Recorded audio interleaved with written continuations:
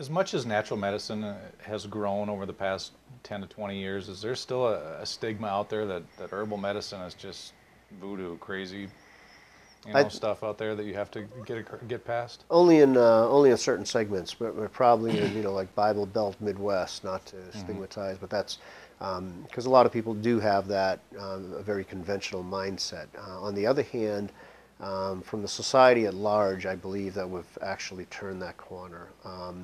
But now the challenge is a little different.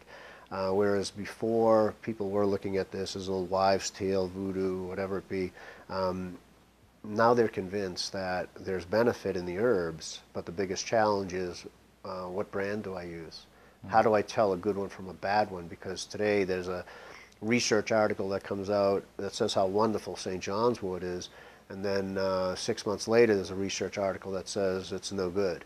And then there's a newspaper article that says, oh yeah, we tested St. John's wort and it didn't meet what it was supposed to be on the label. And or Dr. Dean Adele comes on and says something about, that you shouldn't use ginkgo because it can cause interactions with blood thinning medication, which is Hmm. really not not a clinically relevant interaction.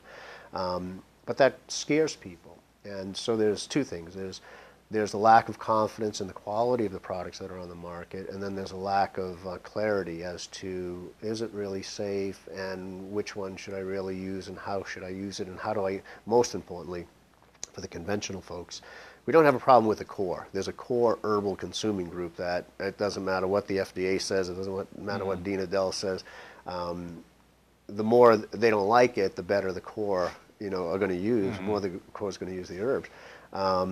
But on the other hand, there's also a strong fear of herb-drug interactions, which is actually overblown when you look at the world's literature. It's an extremely safe category of goods, but that's a considerable fear both among patients and among healthcare practitioners, physicians, who will be the first ones to tell you, don't use these types of herbs while you're doing chemo or radiation therapy for cancer.